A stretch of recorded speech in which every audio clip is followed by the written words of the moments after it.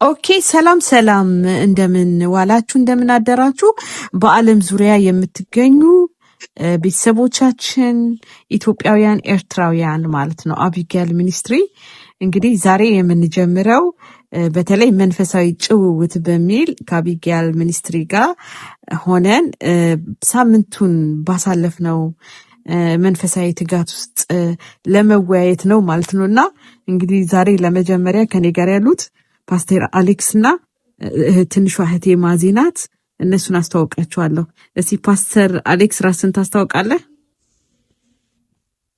በደስታ እንደምን አለሽ? የጌታ ጸጋና ሰላም ስለበዛልሽ ደስ ብሎኛል። አሜን። እንደምናችሁ በዓለም ዙሪያ ያላችሁ የዚህ ሚኒስትሪ አጋሮች፣ ፓርትነሮች፣ እኔ መጋቢ አለማየሁ ዮሐንስ እባላለሁ። ያው በቅጽል ስሜ አሌክስ ነው የምባለው።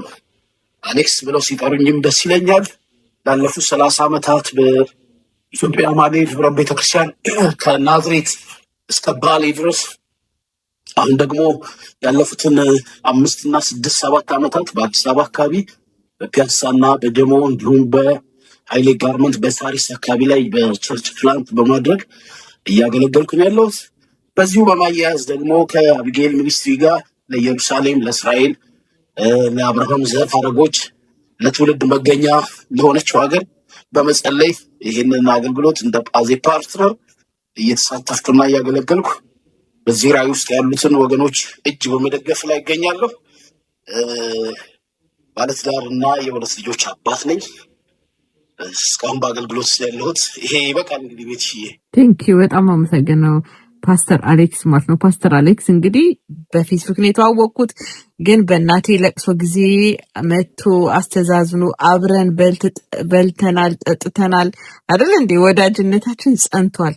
ምን አለ መሰለክ በእስራኤል ላይ አብረህ ከበላ ከጠጣህ በቃ እና እግዚአብሔር እናመሰግናለን። እና ቀጥሎ ደግሞ ማስተዋወቃችሁ ትንሿ እህቴን በቃ በጣም የኔ ተከታይ ጓደኛ የሆነችው ማዚዬ ነው። እስቲ ማዚ ደግሞ ራስሽን አስተዋውቂ።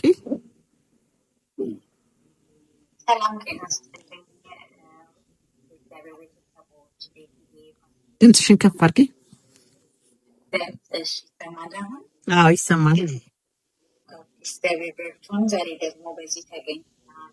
ማዛባራታው የእስራኤል ትንሽ እህቷን እግዚአብሔር እየረዳን ሁሌ በእግዚአብሔር ፊት በጸሎት እንሰጋለን።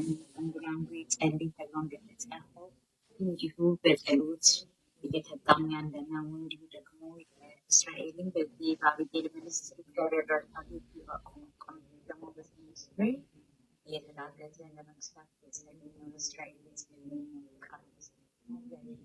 ድምፅሽ እንዲሁም ወገኖች የእግዚአብሔር ቤተሰብ ወገኖች ደግሞ ይህንን ደግሞ ፔጅ ሰብስክራይብ፣ ላይክ፣ ፎሎ በማድረግ ደግሞ እናንተም ከኛ ጋር ጆይን አድርጋችሁ በዚህ ህብረት ተባበሩ።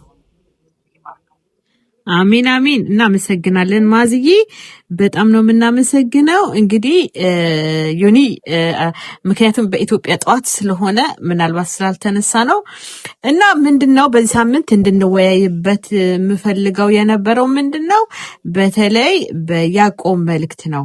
ይህን ሳምንት ተግባራዊ ስናደርገው የነበረው ምንድነው በተለይ ትፈወሱ ዘንድ አንዱ ስለ አንዱ ይጸልይ ነው። እና እኔ በጣም ነው የሚገርም ሁሌ አስበዋለሁ። ገባችሁ? የምናደርገው ነገር ትክክል ነው ወይ ማለት በተለይ ስለ ሀሳብ ስለ አስተሳሰብ ሳስብ በዚህ በማይንድ ሴንድ ትምህርት ላይ በቃ ተግባራዊ ክርስትናን ስለሆነ ኤክስፒሪየንስ የምናደርገው በቃ ትክክል ነኝ ወይ፣ ይሄ ጸሎት እግዚአብሔር ሰምተቷል ወይ፣ ይመልሰዋል ወይ የሚል ነገር አስባለሁ። እና ወገኖቼ እግዚአብሔር በቃ እንደ ቃሉ ነው ማለት ነው፣ ቃሉ እንዳለው ነው ማለት ነው። ይህንን በህይወት ዘመኔ በቃ ለብዙ ዘመን ለምሳሌ አሁን ተምሳሌት ልንሆን የምንፈልገው በዚህ ሀገር አቀፍ ዓለም አቀፍ ስለ ኢየሩሳሌም ስለ ሀገር ለመጸለይና ከባድ ነው። ብዙ ልጆች ብዙ ጥያቄ ይጠይቁኛል። አንዳንዶች ይቃወማሉ፣ አንዳንዶች ይደግፋሉ። ግን ምንድነው ይህ በቃ የእግዚአብሔር ቃል ስለሆነ ሁሌ አስበዋለሁ። ከእንደገና ደግሞ አይደል እንዴ ፕራክቲስ አድርገዋለሁ እና ይሄንን ሆኜዋለሁ ብዬ አስባለሁ እና በልቤ አለ። ስሜቱ አለ፣ ፍቅር አለኝ ለሀገሬ። ይህንን ዝም ብዬ እንደዚህ የመጣ ነገር አይደለም ማለት ነው። ገባችሁ? ምክንያቱም መንፈሳዊ ነገር ፕራክቲስ የምናደርገው የምንዋሃደው ነገር ነው። ገባችሁ? ስለዚህ በተለይ ዛሬ ልንናገርበት የምንፈልገው ያዕቆብ ክፍል ተግባራዊ ክርስትናን ነው የሚያስተምረው። እና የሚገርማችሁ ይህንን ለመናገር እኔና ዮኒ ተነጋግረን ማንን ሰማለው መሰላችሁ? ወንድም ንጉሴ ቡልቻ ሲሰብኩ አልሰማ መሰላችሁ? እና ከዛ ምንድነው ሁል ጊዜ በምን ስለ መስማት ማለት ነው፣ ስለ ሀሳብ፣ ሁሌ ሀሳብ የሚዳብር ነገር ነው። እና እንግዲህ ስለ ሀሳብ በሌላ ፕሮግራማችን እንናገራለን ማለት ነው። ዛሬ ግን በተለይ ልንናገር የምንፈልገው ምንድነው ሌሎችን እንዲጸልዩ ለማበረታታት ነው፣ ተምሳሌት ለመሆን ነው ማለት ነው። ገባችሁ? ይህ ጸሎት አስፈላጊ ነው ወይ? እኔ የሚገርም ፓስተር አሁን በተለይ ዶክተር አብይ ሰሞኑን የተደረገው የእስራኤል ጉዳይ ከአንተ ጋርም ተነጋግረናል አይደል? የሚገርምህ በጣም ትልቅ ነገር ነው እና ብዙዎች ሲቃወሙም ሲደሰቱም አየው ማለት ነው። ምክንያቱም ይሄ እርግጠኛ ነኝ ፓስተር አብይ አስቦበታል፣ መጽሐፍ ቅዱሳዊ እንደሆነ አስበውበታል። እና ይሄ ለሀገራችን ትልቅ ነገር ነው፣ የሚያድግ ነገር ነው። ወደፊት የእግዚአብሔር ፈቃድ ቢሆን ደግሞ ዲፕሎማሲም ገባችሁ፣ በተለይ በዩኤን እስራኤልን ትደግፋለች ብለን ኢትዮጵያ እናስባለን ማለት ነው። እና ስለዚህ ይህ ምንድን ነው የምናየው? የጸሎት ውጤት ነው። ጸሎት ይሰራል፣ ጊዜ ያለው ሰዓት አለው ለማለት ፈልጌ ነው። እና እግዚአብሔር ስለ ነገስታት እንድንጸልይ፣ ስለ ኢየሩሳሌም እንድንጸልይ ይህ ትእዛዝ ነው። እና እግዚአብሔርን ደግሞ የምናውቀው በቃሉ ነው አይደል እንዴ? ዋናው ነገር በቃሉ ከእንደገና ደግሞ በልባችን በሚሰጠን መንፈሱ ነው ማለት ነው። እና ይህ ቃል ሁላችንም እንድንተገብረው እግዚአብሔር ይፈልጋል። እና ይሄን ቃል የተገበርን ስንመጣ አገር መውደድ፣ ሌላ ነገር እየበዛ ይመጣል ማለት ነው። ሁላችንም የተለያየን ሰዎች ነን። አንዳንዶቻችን ፓስተር ነን፣ አንዳንዶቻችን እና እኛ ይሄ ሸክም ነው የተሰጠን። ይሄን ሸክም ግን በማሰብ በመማር ነው ያዳበር ነው ለማለት ነው። እና ስለዚህ ያዕቆብ መልእክት በተለይ በዚህ ሳምንት ስናደርገው የነበረው ትፈወሱ ዘንድ አንዱ ስለ አንዱ ይጸልይ ነበር። እና ያው እንደ ወትሮ ስለ ሀገራችን ስለ ኢየሩሳሌም እንጸልያለን። እዚህ ጋር ሳረሳ ልናገር የምፈልገው ፓስተር ምንድን ነው መሰላችሁ? በኢየሩሳሌም በተለይ እስራኤል መንግስት ወደ ኢትዮጵያ ገብቶ ያደረጉት ሪሌሽንሽፕ ምክንያቱም ባላቅም ደስ ነው ያለኝ ማለት ነው። ገባችሁ? በቃ ባንዲራው ተሰቅሎ ምናምን በጣም ልነግራችሁ አልችልም። ከልቤ ነው ደስ ያለኝ። እግዚአብሔርን አመስግኛለሁ፣ ዶክተር አብይንም አመስግኛለሁ። እና ይሄ ነገር እንዲቀጥል የኛ የጸሎት ድጋፍ ያስፈልጋል። ምክንያቱም ምንድነው ማንኛውም መንፈሳዊ ውድቀት ከመንፈሳዊ ውድቀት ነው የሚመጣው ብለን እናምናለን። በተለይ የሀገራችን ጉዳይ ሁሌ ለዘመናት የምናወራው ነገር ነው። የሚባርክን እባርካለሁ፣ የሚረግምን እረግማለሁ ስለሚል የእግዚአብሔር ቃል አይደል እንዴ? ከዚህ ጋር የተያዘ ነው ብለን ስለምናምን ይሄ መደረጉን ማመስገን አለብን ብዬ አስባለሁ አሌክስዬ። እና ስለዚህ መቼስ ብዙ ነገር ነው የምናወራው። ወደፊት እንግዲህ ይህን ፕሮግራም እያሰፋ ነው፣ ሰዓታችንንም እየተጠቀምን እንድንጫወት በጭውውት መልክ ሳምንታዊ ሀሳባችንን ለሌሎች ለማስተላለፍ ማለት ነው። እና በዚህ ሳምንት እንግዲህ ደስ ያለኝ ነገር በተለይ እስራኤልና ኢትዮጵያ ያደረጉት ሪሌሽንሽፕ ነው። በተለይ የእስራኤል ፕሬዚዳንቱ መጥቶ በኢትዮጵያ ላይ ያደረገው ነገር በጣም ደስ ብሎኛል። ወደፊት በጽሁፍ በተለይ በፌስቡክ ላይ ለጥፌዋለሁ፣ በጽሁፍ በተለያየ ነገር እንደማዘጋጀው እርግጠኛ ነኝ። እና ስለዚህ ተስፋ አለን ብዬ አስባለሁ። ብዙ የጸለይነው ጸሎት እግዚአብሔር እኮ ከቃሉ ጋር ነው የሚሰራው። እና ዛሬ እንዲያውም ዶክተር ምህረት ብዙ ጊዜ ሰምቼዋለሁ ይሄን ስብከት፣ ሀሳብና ኃይል ነው። ምክንያቱም የእግዚአብሔርን ሀሳብ ስናስብ እግዚአብሔር ደግሞ ኃይሉን ይሰጣል ነው። ምክንያቱም እኛ አይደል እንዴ ኃይልን ትቀበላላችሁ ነው የሚለው አይደል ቃሉ። እና በጸሎት ኃይልን መቀበል ነው። ስለዚህ ይህ ትልቅ ነገር ነው።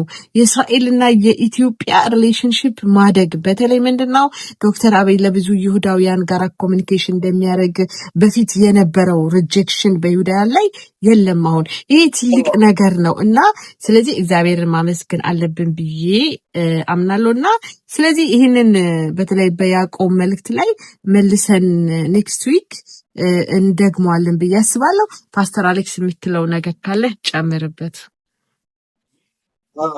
በጣም ደስ ብሎኛል።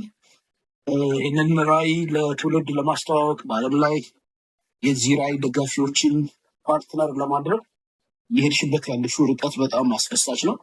ከዛ አንጻር የያዕቆብ መልእክትን መነሻ በማድረግ ዋናው ግባችን ኢየሱስ ክርስቶስ ድል ያደረገው ዓላማ ያደረገው ጸሎትን ወይም ክርስትና በተግባር ለመግለጥ ከመረዳዳት በፊት አንዱ ለአንደኛው መጸለይ እጅግ በጣም አስፈላጊ ነው። እኔ እሱን ክፍል እየተናገርሽ ዮሐንስ ወንጌል ምዕራፍ 17 መንፈስ ላይ ይመጣ ነበር። ጌታ ኢየሱስ ያደረገው የጸሎት ክፍል ማለት ነው። እሱ ክፍል ብዙ የመጽሐፍ ቅዱስ አዋቂዎች የጎልደን ፕሬየር ነው የምንለው፣ በጣም ወርቃማ ጸሎት የተጸለየበት። ወርቃማው ጸሎት ጎልደን ፕሬየር ከኢየሱስ የህይወት ጉዞዎች ውስጥ ስለ ሌሎች መጸለይ ነው። በተለይ ከዓለም ስላወጣቸውና በዓለም ሆነው ምስክር እንዲሆኑ ስለለያቸው የእኛ ሞዴል ስለሆኑት ደቀ መዛሙርት አጥብቆ ነው እንደ ደም አይነት ላብ አላበው። አላጎሪ የተጠቀመ እስኪመስል ድረስ ዮሐንስ የደም አይነት ላብን ያላበው፣ የጭፋው አይነት እንኳን አይደለም። የደም አይነት ላብ ያላበው ስለ ዩኒቲ ነው። አንዱ አንደኛው ጋር ስለመጸለይ፣ አንዱ ለአንደኛው ስለመማለድ ከዓለም እንድታወጣቸዋለን ምንም በዓለም ሆነው ግን ጠብቃቸው። ይህንን ወንጌል እኔ ያመጣሁትን እኔ ተግባር ያደረኩትን እነሱ ደግሞ ተግባራዊ እንዲያደርጉ አስፈላጊውን ፕሮቴክሽን አስፈላጊውን አቅርቦት አድርግላቸው እያለ አጥብቆ ነበር የሚጸልየው። ይሄ የኢየሱስ ቀዳሚ ዓላማ ነው። ስለዚህ ይህን ዓላማ ይሄ የሚኒስትሪ ይዞ በመነሳቱ ማንም ከዚህ ራዕይ ጎን ወይም ኋላ ተከትሎ ሊጓዝ እንደሚችል እርግጠኛ ነኝ። እንደ ባለ ራዕይ እንግዲህ አንቺ ለዓለም ማሳወቅ የምትችይባቸውን መንገዶች ሁሉ በመጠቀም እዚህ እስራኤልን በመባረክ ለእስራኤል በመማለድ ለሌሎች በመጸለይ ሌሎችን በጉድለታቸው በመድረስ ኢየሱስ ያደርግ የነበረውን አሁን መልሰን እኛም እንድናደርግ ማድረግ የሚገባሽን ሁሉ በማድረግ ትውልድን ማስተዋወቅ ነው። ደስ ብሎኛል። በዚህ ላይ የምናገረው ብዙ ነገር ስላለ ለአሁን ግን እዚህ ጋር ይባል። ቴንክ ዩ ፓስተር አሌክስዬ፣ በጣም ነው ደስ ያለኝና በተጨማሪ ምንድነው ልናገረው የምፈልገው በተለይ ያዕቆብ መልእክት በጣም አስደናቂ ነገር ነው ማለት ነው እና ወንድም ንጉሴም ሲናገሩት እንደነበረው ያዕቆብ እንግዲህ ምንድነው ልክ የበፊት ነቢያትን ብዙ ክርክር ያለው መጽሐፍ ነው። እንትና ራሱ ማርቲን ሉተር ራሱ አይደለ እንዴ በዚህ ላይ በጣም ትንሽ ተቃውሞ ነበረው። ምክንያቱም እንደሰማነው እንግዲህ ጳውሎስ እንግዲህ የደህንነት አስተማሪ ነው፣ ዮሐንስ የፍቅር ነው፣ ከእንደገና ደግሞ ያዕቆብ የተገሰጸ ነው የሚል ነገር አለ ማለት ነው። ምክንያቱም እምነት ያለ ስራ ሙት ነው ያለው እና እምነታችንን በስራ መግለጽ አለብን የሚል ንግግር ነበር። ምክንያቱም ምንድን ነበረ ዘመኑን የምናየው እንግዲህ የተጻፈው ጽሁፍ ለተበተኑት ይሁዳውያን እንደነበረ ነው። ከዛ በኋላ ምንድነው የስነ ምግባር ውድቀት፣ እንዴት ሀብታሞች ሲበድሉ እንደነበረ፣ የፍትህ እጦት፣ ብዙ ችግር ይህንን ዘመን የሚመስል ነበረ ችግሩ ማለት ነው። እና እኔ በጣም መጨረሻ ላይ መጥቶ ከተናገራቸው ነገሮች በጣም ደስ ያለኝ ምንድን ነው መሰለ በቃ እግዚአብሔር የሚራራ ነው ማለት የንስሐን እድል ነው ማለት ነው። ተናዘዙ፣ ኃጢአታችሁ ተናዘዙ ብሎ ካህናት እንዲጸልዩ ለበሽተኛ እንዲጸልይ ብሎ ከእንደገና ተፈወሱ ዘንድ አንዱ ስለ አንዱ ይጸልይ ያለውን ነው እኛ እንግዲህ የያዝ ነው አይደለ እንዴ? ከዛ ምንድነው ያለው ኤልያስ እንደኛ ሰው ነበር ያለው ነገር በስመ አብ። በሚቀጥለው ሳምንትም ደግመን እናወራለን። እንግዲህ ኤልያስ በዛ በአክዓብ ዘመን አይተሃል አይደል እንዴ? ምንድነው ያደረገው? በቃ እነዛ ሐሰተኛ ነቢያት አይደል እንዴ እንደዛ ክፋትን ሲያረጉ ምን ሲሉ ሰማዩን ዘጋው አይደል እንዴ? ከእንደገና ደግሞ በኋላ ከተዋጋቸው በኋላ ምናምን ካሸነፋቸው በኋላ ከፈተው። ይሄን ያህል አውቶሪቲ ያለን ያልኩትኝ ይሄን ያህል ስልጣን አለን በቃ። እና ስለዚህ ማንነታችን ማወቅ አለብን ማለት ነው። ገባ? ስለዚህ ኤልያስ እንደኛ ሰው ነበረ።